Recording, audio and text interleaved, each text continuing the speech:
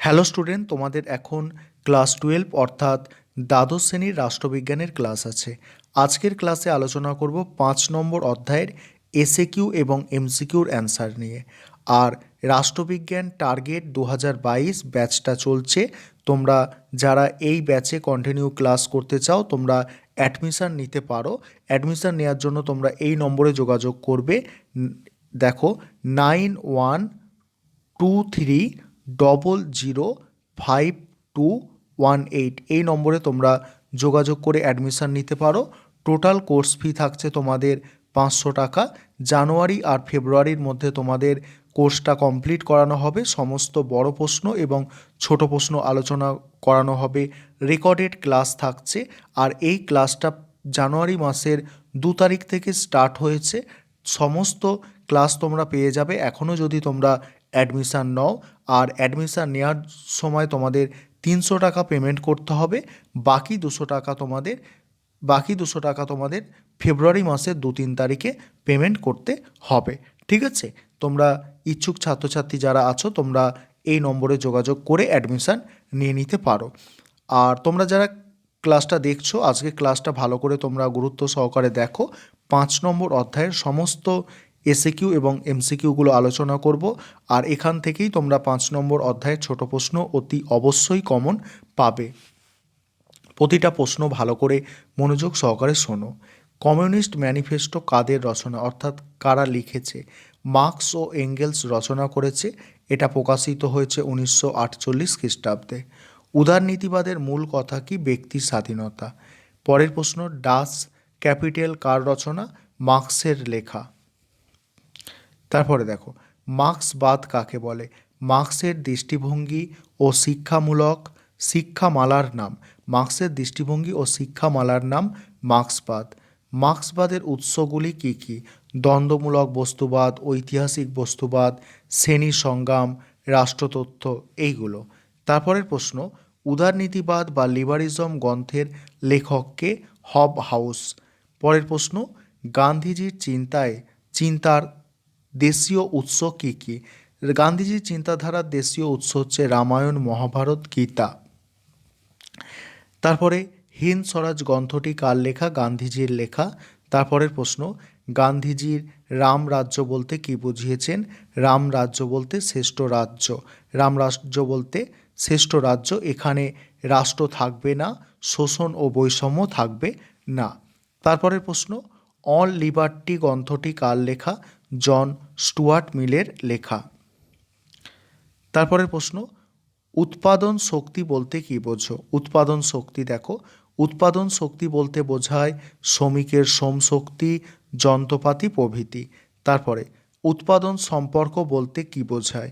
উৎপাদন সম্পর্ক বলতে বোঝায় উৎপাদন ব্যবস্থাকে কেন্দ্র করে মানুষে যে সম্পর্ক। তারপরে প্রশ্ন, সমাজবাদী সমাজের মূল নীতি কী? প্রত্যেকে তার সামর্থ্য অনুযায়ী কাজ করবে এবং কাজ অনুযায়ী পারিশ্রমিক পাবে।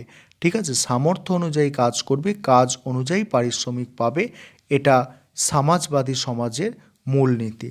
তারপরে সাম্যবাদী সমাজের মূলনীতি কি দেখো, প্রত্যেকে তার সামর্থ্য অনুযায়ী কাজ করবে আর প্রয়োজন অনুযায়ী কি ভোগ করবে। দুজন নয়া উদারনীতিবাদীর নাম, জন রলস আর হচ্ছে রবার্ট নজিক। তারপরের প্রশ্ন, মার্ক্সের মতে বিপ্লব বলতে কী বোঝায়? মার্ক্সের মতে বিপ্লব বলতে বোঝায় শোষক শ্রেণীকে দেখো হারিয়ে শোষিত শ্রেণী কর্তৃক রাষ্ট্রের ক্ষমতা দখল করা। তারপরের প্রশ্ন, উৎপাদন শক্তির দুটি দিক কী কী? উৎপাদন শক্তি ও উৎপাদন সম্পর্ক। তারপরে প্রশ্ন, মার্ক্সবাদের দুটি উৎস লেখো। 1 নম্বর হচ্ছে হেগেলের দ্বন্দ্বমূলক ধারণা, আর একটা হচ্ছে ফরাসি সমাজতন্ত্রবাদ। দ্বন্দ্বমূলক বস্তুবাদের দুটি সূত্র লেখো। এক হচ্ছে নেতিকরণ, আর একটা হচ্ছে পরিমাণগত পরিবর্তন থেকে গুণগত পরিবর্তন। পরের প্রশ্ন, গান্ধীজির সত্যাগ্রহ নীতির দুটি বৈশিষ্ট্য লেখো। এক হচ্ছে সত্যাগ্রহে হিংসার কোনো স্থান নেই। 2 হচ্ছে সত্যাগ্রহ আত্মশক্তিতে বিশ্বাস করে। পরের প্রশ্ন, দ্য ওয়েলথ অফ নেশন গ্রন্থের লেখককে অ্যাডাম স্মিথ। তারপরে বিপ্লবকে ইতিহাসের চালিকা শক্তি বলেছেন কে? Karl Marx. পরের প্রশ্ন, শ্রেণীবিভক্ত সমাজের প্রথম পর্যায়ের নাম কি? দাস সমাজ। পরের প্রশ্ন আছে দেখো, বৈজ্ঞানিক সমাজবাদের জনক কাকে বলে? মার্কসকে বলা হয়। এরপরে এমসিকিউগুলো আলোচনা করছি দেখো। এক হচ্ছে উদারনীতিবাদের প্রবক্তা। উদারনীতিবাদের প্রবক্তা হচ্ছে জন স্টুয়ার্ট মিল। তারপরে দাস ক্যাপিটাল কার রচনা তোমরা জানো? মার্কসের রচনা।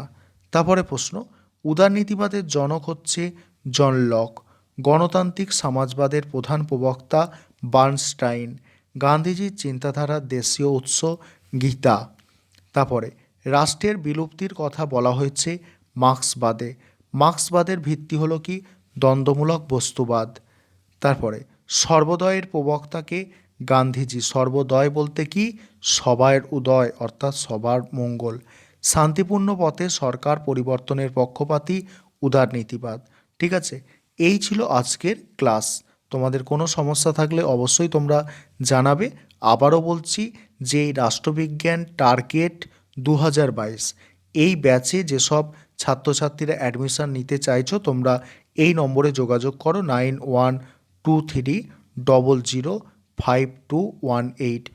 রেকর্ডেড ক্লাস থাকছে, পিডিএফ নোট পাবে এবং তোমরা যখন খুশি যতবার খুশি ক্লাসগুলো দেখতে পারবে। সপ্তাহে 2টো করে ক্লাস থাকছে আর তোমাকে জানুয়ারি ফেব্রুয়ারির মধ্যে সিলেবাস কমপ্লিট করিয়ে দেওয়া হবে। এই ক্লাসটা চলছে জানুয়ারি মাসের 2 তারিখ থেকে। জানুয়ারি মাসের 2 তারিখ থেকে ক্লাসটা চলছে। অ্যাডমিশান নেওয়ার সময়কে তোমাকে 300 টাকা দিয়ে অ্যাডমিশান নিতে হবে। টোটাল কোর্স ফি 500 টাকা আর বাকি 200 টাকা ফেব্রুয়ারি মাসের ফার্স্ট উইকে তোমায় পেমেন্ট করতে হবে।